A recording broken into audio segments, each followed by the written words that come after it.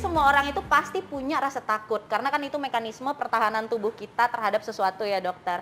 Tapi nih kalau misalnya rasa takutnya itu sudah terlalu berlebihan bahkan ke suatu-suatu yang mungkin aneh ya, misalnya takut sama rambutan, takut sama kancing dan lain-lain, itu kan sudah menjadi suatu fobia.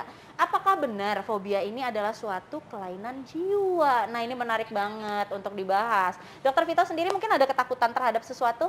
Takut dulu apa takut apa ya? Takut anjing. Takut anjing? Mm-mm. Oke, tapi kan nggak sampai fobia Enggak. kan? Ada juga orang yang aku tahu takut istri, tapi mungkin nggak fobia istri. Takut omelan istri ya?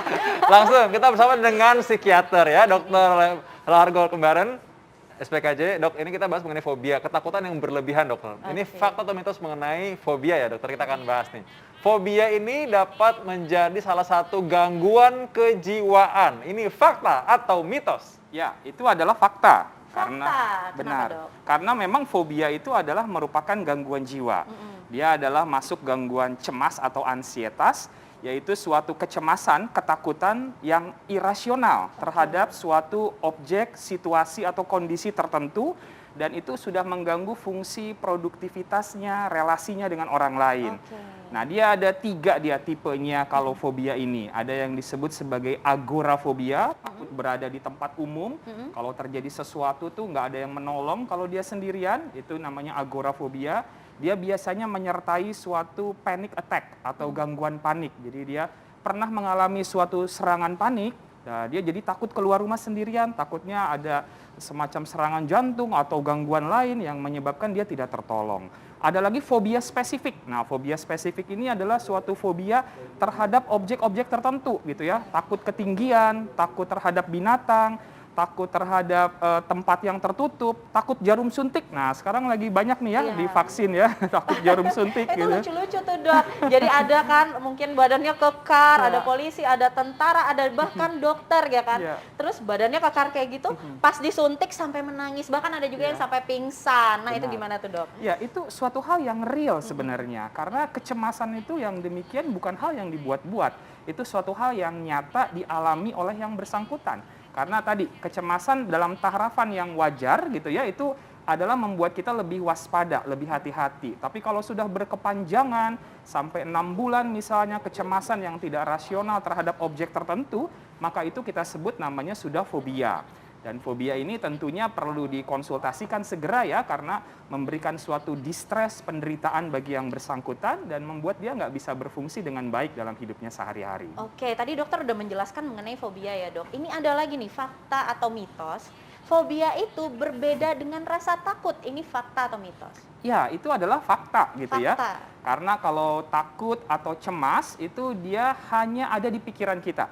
Tapi kalau fobia itu adalah bukan hanya di pikiran, tapi ada sensasi di tubuh yang tidak nyaman.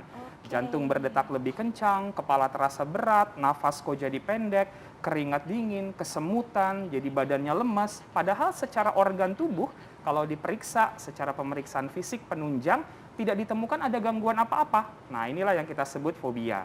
Kemudian kalau kecemasan atau ketakutan biasa, umumnya masih rasional gitu ya. Misalnya ada situasi yang mengancam atau kita mau ujian, mau wawancara kerja, itu cemas dan takut adalah logis, wajar. Tapi pada fobia ada kecemasan yang overthinking, lebih dari biasanya. Dan itu seringkali jadinya membuat yang bersangkutan pun menjadi tidak nyaman. Dan dia nggak bisa beraktivitas, jadi nggak bisa kuliah, nggak bisa kerja, nggak bisa menjalankan kehidupannya dengan baik. Nah, dalam dok, saya dirinya. jadi ingat waktu saya masih kuliah ada yang arachnofobia ya. Jadi sampai waktu itu karena kita lagi percobaan dengan binatang, ada laba-laba, ini sampai nggak mau kuliah. Benar. Nggak mau masuk ruang lab, gara-gara itu ada di dalam, padahal kan jauh sekali jaraknya. Nanti yang lebih lucu lagi, takut sama kerupuk. Saya nggak tahu ada monster kerupuk kali ya, bingung juga saya. Nah, ini fakta atau mitos bahwa fobia ini tidak boleh dianggap sepele karena bisa mempengaruhi kehidupan dan aktivitas sehari-hari. Ini fakta atau mitos? Ya, itu adalah suatu fakta, Dr. Vito, gitu ya. Jadi, karena memang fobia ini suatu gangguan kejiwaan, gitu ya, yang dasarnya adalah gangguan cemas. Tadi, kalau misalnya orang ada agorafobia, dia takut terhadap suasana di luar sendirian. Nah, itu bikin kalau nggak ada temennya, gitu ya, nggak ada yang menemani, dia nggak berani keluar rumah. Jadi mengurung diri. Ada lagi fobia sosial. Nah, fobia sosial tuh tidak berani untuk tampil di depan umum. Dia mau presentasi, mau bicara, mau buat doa gitu ya, berdoa gitu. Itu dia tidak berani, bahkan akhirnya menghindar gitu, avoidance. Tidak masuk kuliah, tidak masuk kerja gara-gara ada tugas yang menanti dia di depan mata. Nah, tentunya jelas sekali bahwa ini sudah mengganggu ya aktivitas hidupnya sehari-hari. Seperti itu. Oh, gitu. Oke, nah nih dok, mungkin tadi dokter udah ngejelasin ya ciri-cirinya tadi tangan berkeringat, jantung deg-degan. Kebetulan saya kalau di ketinggian dok, itu merasakan seperti itu gitu. Tapi kan itu saya nggak fobia, karena apa? Semakin saya takut, semakin saya tertantang gitu dengan wahana-wahana yang ada di ketinggian. Nah, ini pertanyaannya dok, fakta mitos selanjutnya adalah, ini fakta atau mitos, kalau seandainya fobia itu sebenarnya bisa menjadi gangguan kejiwaan itu seperti apa? Jadi prosesnya begitu ya. Jadi benar sekali, awal mulanya fobia itu penyebabnya kita ada 3 faktor. Pertama ada faktor biologi. Nah, di dalamnya itu adalah faktor genetik. Jadi kalau ada memang anggota keluarga kita yang memang memiliki suatu gangguan fobia atau kecemasan, maka kita lebih rentan, lebih beresiko juga untuk muncul gangguan cemas atau juga kejiwaan yang lainnya termasuk fobia ini. Yang kedua faktor psikologis. Ada pernah terjadi peristiwa yang traumatis gitu ya. Kita misalnya dulu waktu kecil pernah dikejar-kejar sama anjing gitu kan. Itu kan bikin suatu reaksi emosional yang sangat berat sekali bagi yang bersangkutan.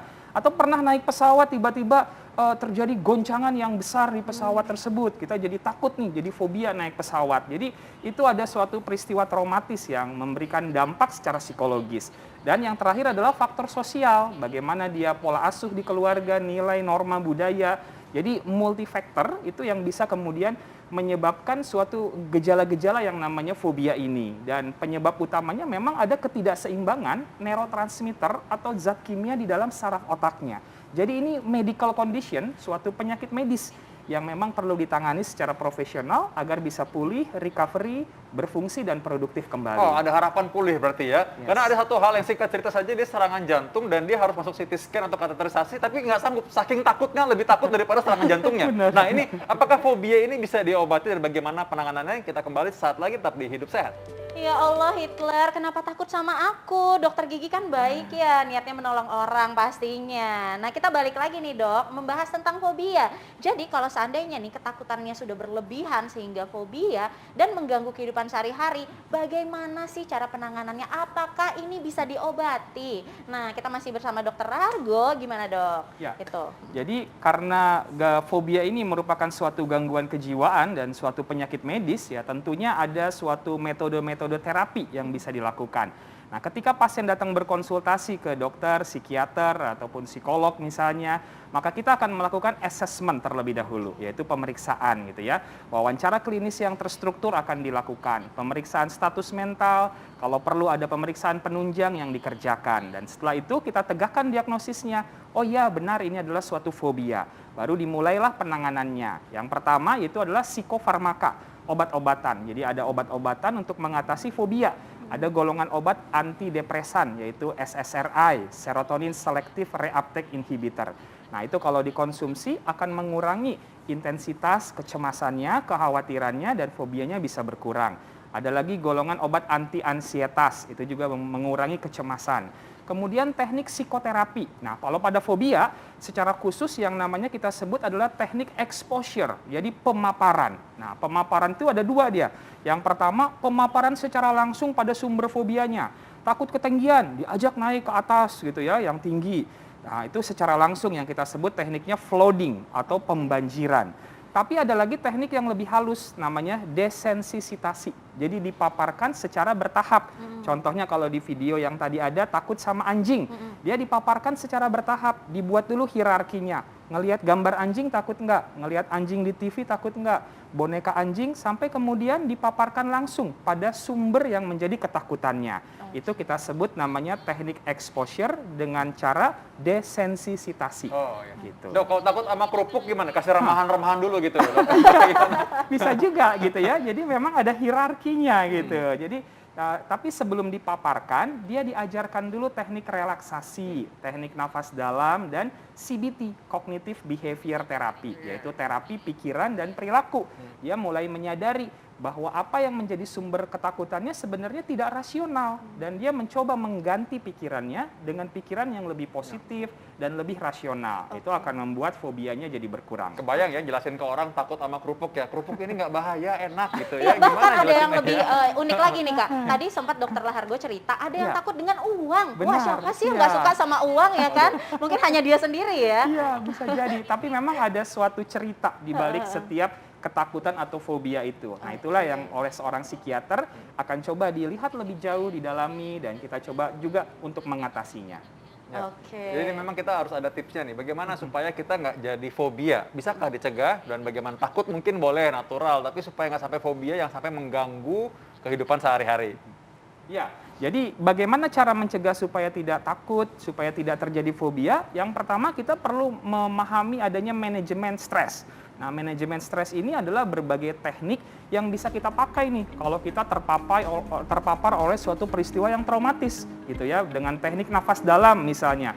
Ada yang namanya square breathing. Waktu lagi dapat pengalaman yang nggak enak, kita lakukan teknik nafas dalam. Nafas dalam dari hidung, tahan sebentar, buang perlahan-lahan dari mulut, tahan sebentar. Nah, dengan melakukan seperti itu, pernafasan kita akan menjadi lebih nyaman, rileks, oksigen masuk, dan kita menjadi lebih tenang, tidak sampai terjadi fobia. Gitu. Jadi bayangkan ya, ternyata hidup sehat itu bukan cuma dari fisik, tapi dengan pikiran, mental Ya. pun termasuk. Jadi karena itu kita nggak mau supaya sakit sebenarnya. Setuju. Jadi kalau takut sakit dalam tertentu, boleh juga lah ya, biar hidup sehat terus. Betul. Karena kita selalu hadir tiap hari Senin sampai Jumat sekarang pukul 14 waktu Indonesia Barat. Iya, benar banget. Jadi memang fobia ini kalau jika mengganggu kehidupan sehari-hari, pergilah ke dokter kesehatan jiwa. Bukan berarti kita ada penyakit apa-apa ya, Dok, Yes. tapi ini supaya hidup kita jauh lebih sehat dan lebih produktif tentunya. Ya. Saya Dokter Tengku Anissa, Saya Dr. Vito Damai, Indonesia hidup sehat. Bye-bye.